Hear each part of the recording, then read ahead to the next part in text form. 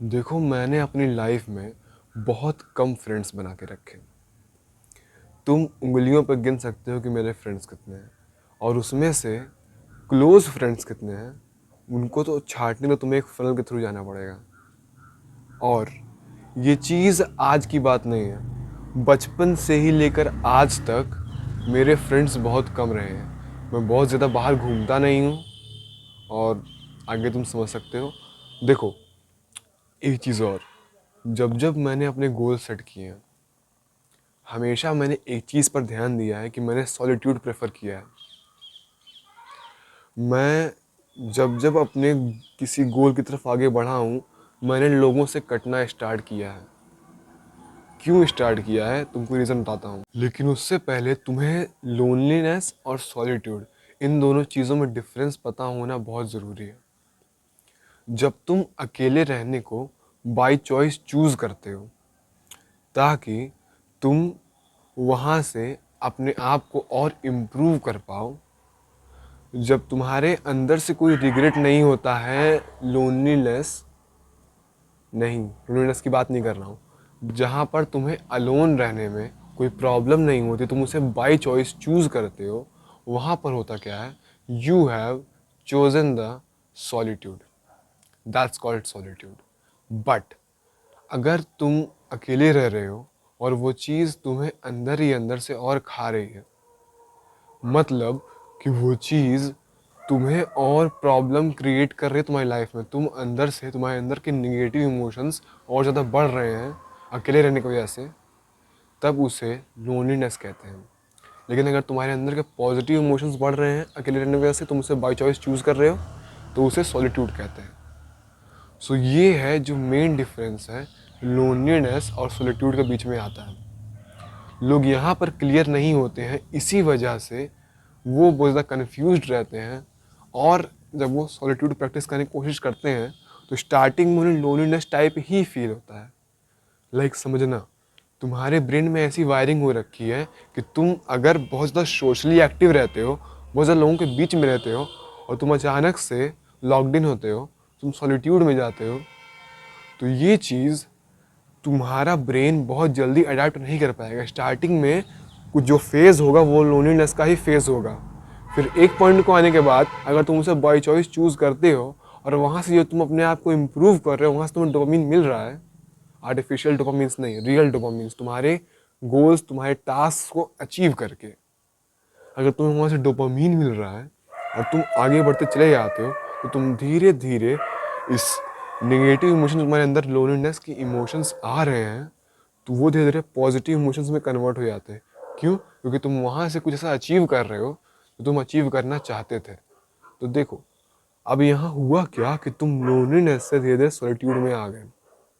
अब यहाँ पर तुम्हारे अंदर पॉजिटिव इमोशंस आ गए। लेकिन अगर तुम कहोगे कि मैं मतलब सोशली एक्टिव हूँ और मैं सॉलिट्यूड में जाना चाहता हूँ, और तुम पहले दिन लॉकड इन हुए, तो ऐसा नहीं हो तुम पहले दिन से ही पॉजिटिव इमोशंस आने स्टार्ट हो जाएंगे, तुम काम करने की तरफ आगे बढ़ते चले जाओगे। हो सकता है स्टार्टिंग में तुम एक दो दिन तक काम करो अच्छे से, लेकिन कुछ दिन के बाद तुम्हारे अंदर सॉलिट्यूड से वापस लोनलीनेस वाली फीलिंग्स आने लगेंगी, निगेटिव इमोशंस आने लगेंगे। देखो, इट्स ऑल अबाउट इमोशंस। अगर अकेले रहने से तुम्हारे अंदर पॉजिटिव इमोशंस आ रहे हैं, तुम बाय चॉइस उसे चूज़ कर पा रहे हो, आगे बढ़ पा रहे हो, तो वो सॉलिट्यूड है।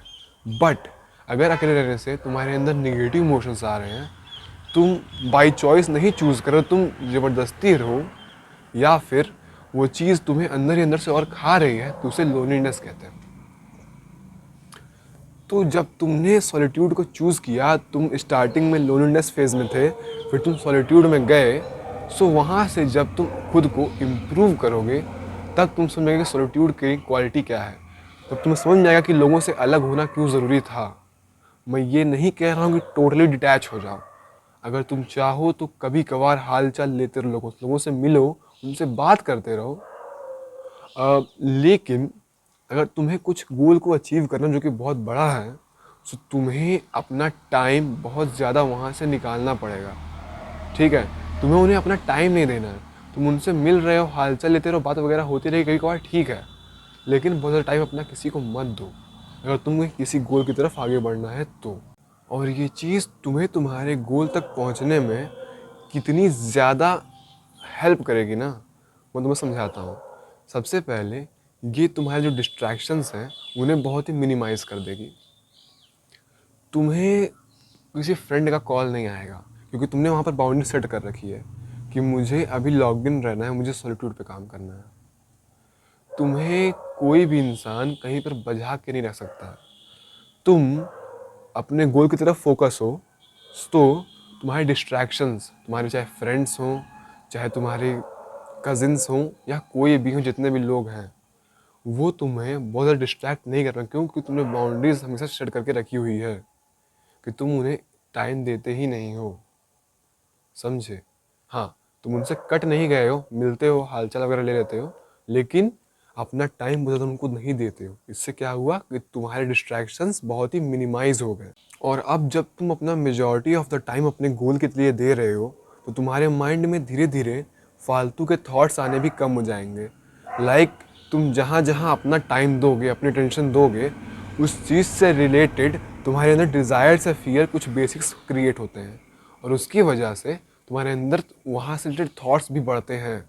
और तुम खुद सोचो, इमेजिन करो एक सिनेरियो, लाइक तुम अगर 10 जगह पर जा रहे हो तो तुम्हारे माइंड में 10 जगह के थॉट्स आएंगे, बट अगर तुम सिर्फ एक या दो ही जगह पर जा रहे हो तो बाकी के 8 या 9 जगह के थॉट्स तो अपने आप ही हट गए ना। स्टार्टिंग में आएंगे लेकिन धीरे धीरे वो थॉट्स आने बहुत कम हो जाएंगे अगर तुम प्रॉपरली फोकस्ड हो तो समझना मेरे पॉइंट को, मैं कहना क्या चाह रहा हूँ। इसकी वजह से हुआ क्या कि तुम्हारे माइंड में जितने थॉट्स आने थे वो थॉट्स और कम हो गए। अब सिर्फ इम्पॉर्टेंट थॉट्स आने तुम्हारे गोल से रिलेटेड, और जो इम्पोर्टेंट चीज़ें हैं सिर्फ उनसे रिलेटेड। जितने भी एक्स्ट्रा थॉट्स थे जो तुम्हारे गोल में तुम्हें हेल्प नहीं कर रहे थे, वो थॉट्स आने बहुत ज़्यादा मिनिमाइज हो जाएंगे इसकी वजह से। और ये सारी चीज़ें तुम्हारी एनर्जी बहुत ज़्यादा बचाएगी। लाइक तुम खुद सोचो, तुम अगर सिर्फ अपने गोल की तरफ वर्क कर रहे हो तो तुम्हारी एनर्जी कितनी जगह से बची, वो सारी एनर्जी तुमने बचाए, तुम्हारे थॉट्स कम यूज़ हुए तो तुम्हारे यहाँ से भी एनर्जी बची, क्योंकि थॉट्स भी बहुत एनर्जी लेते हैं।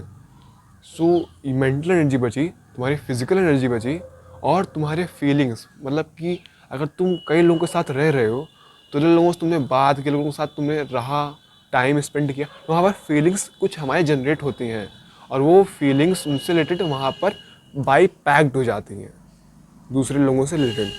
अब अगर तुम यहाँ ऐसा नहीं कर रहे हो, लाइक तुम अगर सॉलिट्यूड में आकर अपने गोल की तरफ आगे बढ़ रहे हो तो तुम्हारी फीलिंग्स फालतू की जनरेट नहीं होगी लोगों के लिए।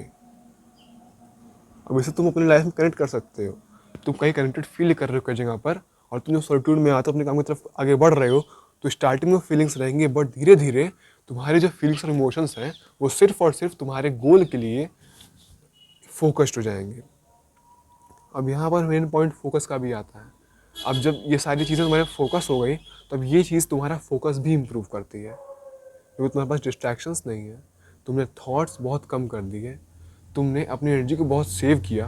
अब तुम्हें एग्जैक्टली पता तुम्हें क्या करना है, कहाँ जाना है।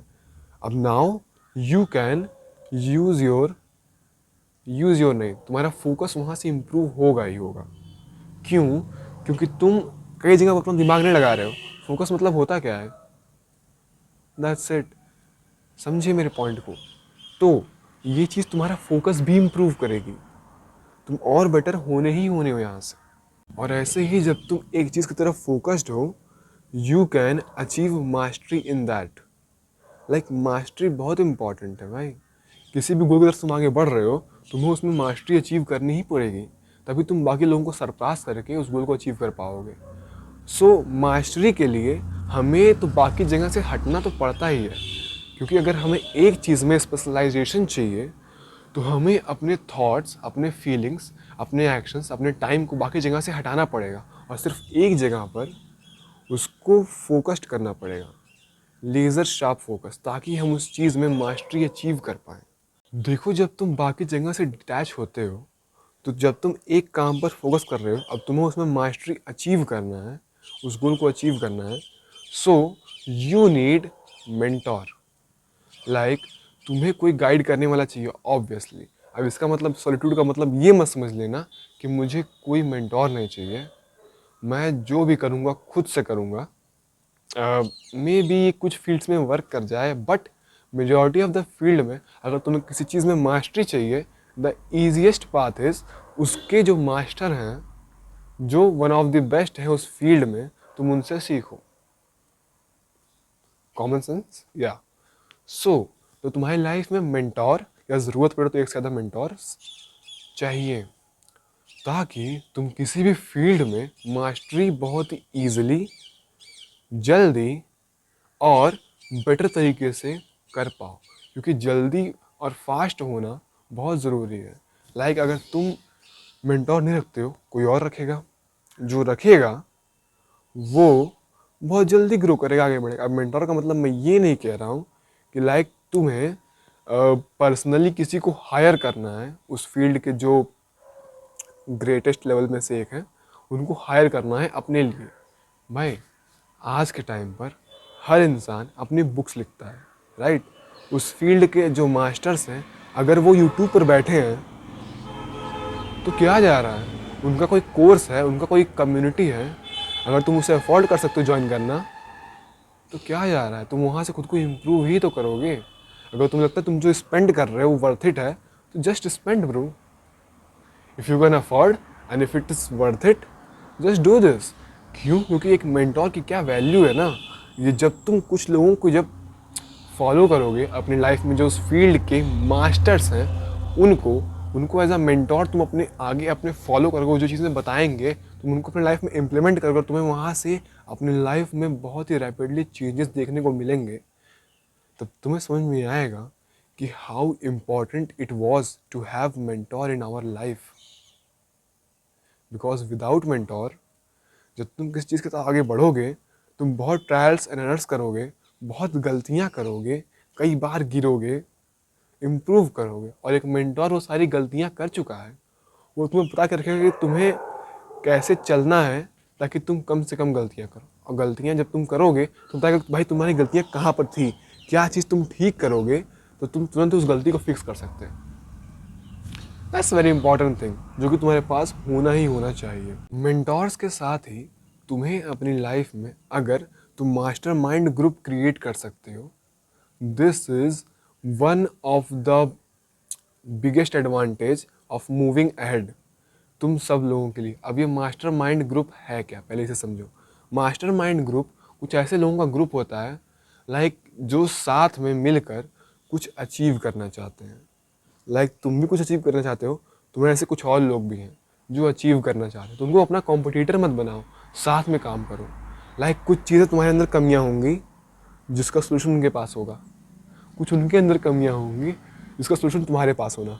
हाँ, अगर तुम अब किसी बड़े गोल की तरफ आगे बढ़ रहे हो, तुम्हें स्टार्टिंग में ही मास्टर माइंड ग्रुप नहीं मिल जाएगा। तुम्हें स्टार्टिंग फेज में ऐसे लोग नहीं मिलेंगे तुम्हारे साथ काम करना चाहते हो या तुमसे बेटर हो। क्यों? क्योंकि ऐसे लोग तुम पर ट्रस्ट क्यों करेंगे? क्या तुम्हारे अंदर वो वैल्यू है? तो तुम्हें पहले एक लेवल ऑफ वैल्यू क्रिएट करनी पड़ेगी अपने अंदर। और जब तुम्हारे अंदर एक लेवल ऑफ वैल्यू होगी, तो तुम ऐसे लोगों से कनेक्ट कर पाओगे जो लोग खुद ही एक गोल की तरफ आगे बढ़ते चले जा रहे हो। अब वो भी आगे बढ़ रहे हैं, तुम भी आगे बढ़ रहे हो। अब तुम लोग साथ में मिलकर काम कर सकते हो, एक दूसरे की कमियों पर काम कर सकते हो, खुद को और इम्प्रूव कर सकते हो। You can call them friends, best friends, or whatever you want. But these people of mastermind group can help you improve very faster. यहाँ से अकाउंटेबिलिटी आती है बहुत ज़्यादा। देखो, इसका one of the most important reason मैं तुम्हें सजेस्ट कर रहा हूँ इज़ अकाउंटेबिलिटी। तुम लोग जब साथ में काम करोगे, तुम्हारे गलती करने के चांस बहुत कम हो जाएंगे। तुम्हारा शॉर्ट टर्म प्लेजर्स में इंडल्ज होना बहुत ही कम हो जाएगा, क्योंकि तुम्हें लगेगा भाई ये सारे लोग काम कर रहे हैं, मेरे साथ इतने लोग काम कर रहे हैं, मैं ये चीज़ें नहीं करूँगा, ये चीज़ें बहुत चीप है, बहुत क्रीप है। अगर सामने वाली चीज़ नहीं समझ पा रहा है, अगर तुम्हारे ग्रुप में कुछ ऐसे लोग हैं या कोई ऐसा इंसान है जो कि गिर रहा है इस चीज़ में, तो तुम उसे समझा सकते हो कि मैं तुमसे ये एक्सपेक्ट नहीं करता हूँ, मेरी नज़र में तुम्हारी वैल्यू और गिरती है, तुम ऐसे काम करते हो। समझ रहे हो? ये चीज़ तुम उन्हें समझा सकते हो। तो इससे क्या होगा, तुम सब में अकाउंटेबिलिटी आएगी और तुम सब साथ में इम्प्रूव कर पाओगे। This is the power of mastermind group. So इस वीडियो से जो कुछ भी तुमने अब तक सीखा है उसे जितनी जल्दी हो सके उतनी जल्दी जाकर एग्जीक्यूट करो। और अगर इस वीडियो को प्रॉपर्ली समझ नहीं पाए हो जाकर वीडियो दोबारा देखो।